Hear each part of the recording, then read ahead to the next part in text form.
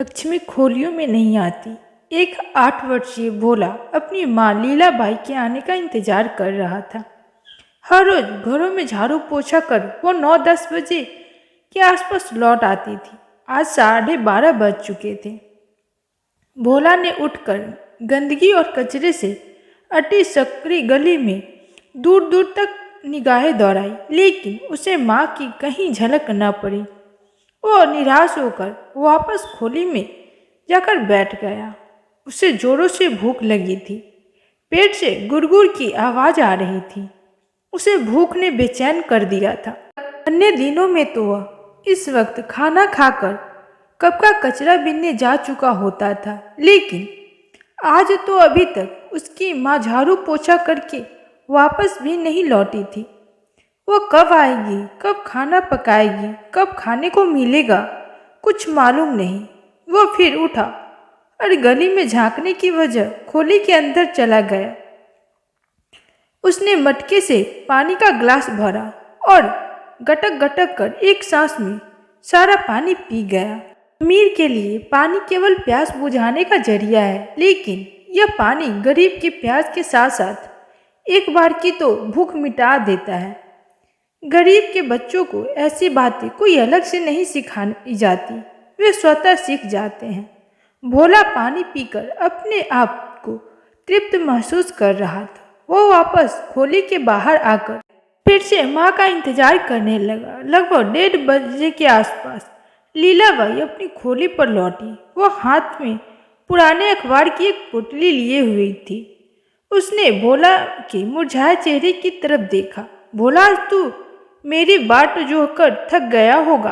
भोला ने केवल सिर हिला दिया।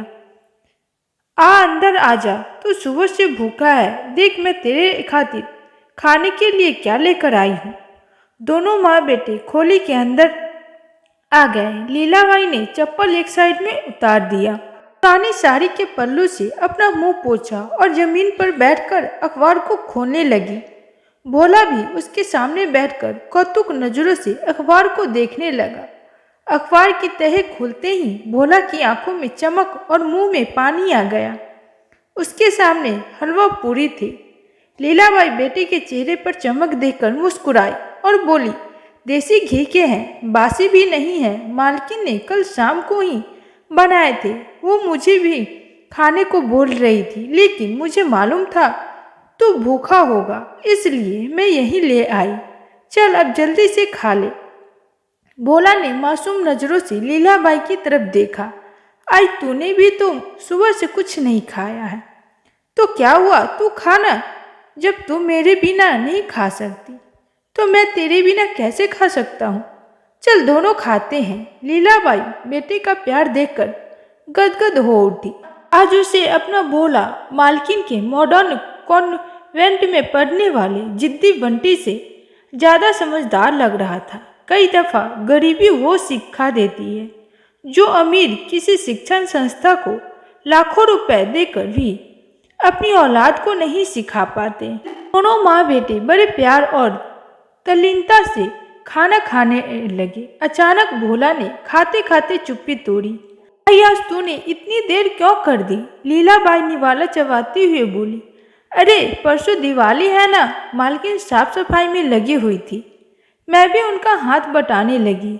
हमें उनकी बख्शिश का भार भी उतारना होता है, इसलिए देर हो गई। आए ये बड़े लोग दीपावली पर सफाई क्यों करते हैं। लीलाबाई हंसकर बोली, दिवाली की रात धन की देवी माँ लक्ष्मी आती है। जिसका घर सबसे ज्यादा साफ सुथरा होता है, लक्ष्मी उसी के घर में वास करती है। भोला ने लीलाबाई की तरफ देखकर बड़ी मासूमियत से पूछा, आई फिर तुम कभी अपनी खोली क्यों नहीं साफ करती। भोला का सवाल सुनकर लीलाबाई के चेहरे की मुद्रा बदल गई। वो गंभीर स्वर में बोली, भोला, लक्ष्मी खोलियों में नहीं कोठियों में जाती है। क्यों आई, ऐसा क्यों। क्योंकि वो गरीब के पत्रे के बक्से में नहीं, अमीर की मजबूत लोहे की तिजोरी में रहना पसंद करती है।